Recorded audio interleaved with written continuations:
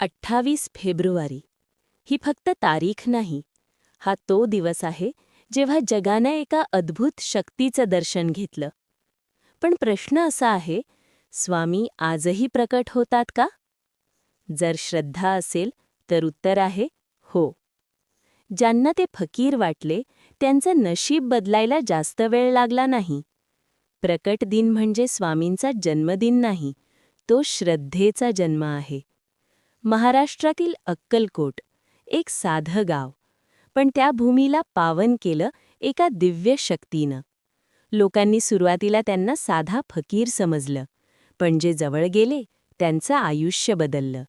कुणाचा आजार बरा झाला, कुणाचं घर वाचलं, कुणाला नोकरी मिळाली. पण सर्वात मोठा चमत्कार काय होता माहितीये?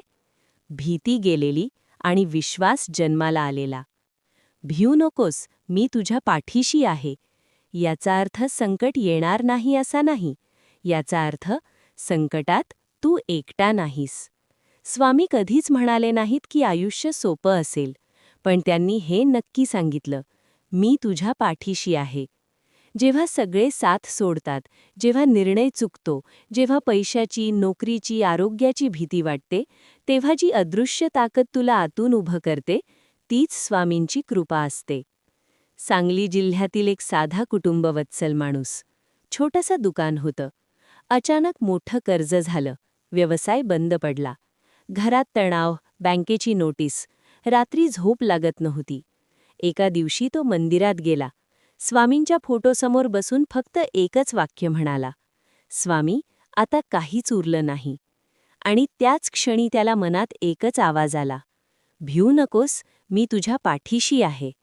चमत्कार दुसऱ्या दिवशी झाला नाही, पण त्याच्या मनातला भीतीचा डोंगर कोसळला. त्यानं पुन्हा छोट्या प्रमाणात काम सुरू केलं. जुने ग्राहक परत आले. हळूहळू कर्ज फेटलं. तो म्हणतो, स्वामींनी माझं कर्ज भरलं नाही, पण माझी भीती काढून टाकली, आणि तीच खरी कृपा होती. श्रद्धा ठेव, बाकी मी बघतो.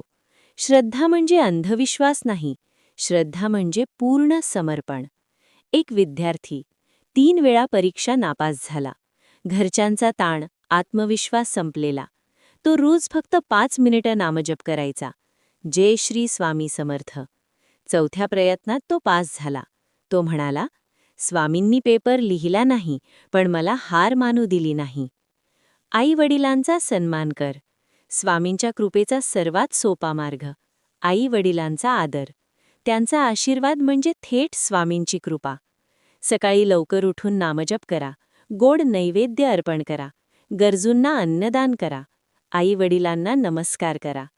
मोठे चमत्कार शोधू नका. छोट्या कृपेकडे लक्ष द्या. कधीकधी स्वामी परिस्थिती बदलत नाहीत, ते आपल्याला बदलतात. तुम्हाला कधी वाटलं का, सगळं संपलं आहे आणि अचानक काहीतरी चांगलं घडलं? तो योगायोग नव्हता, ती स्वामींची कृपा होती. आज प्रकट दिन आहे, पण खरा प्रकट दिन तो असतो जेव्हा तुमच्या मनात श्रद्धा जागी होते. डोळे बंद करा आणि म्हणा, स्वामी, मला माहीत आहे तुम्ही माझ्या पाठीशी आहात. उद्या मी सांगणार आहे अशी गुपित सेवा जी फक्त निवडक भक्तांना माहिती आहे. कमेंट करा, जय श्री स्वामी समर्थ. पार्ट 2 चुकवू नका.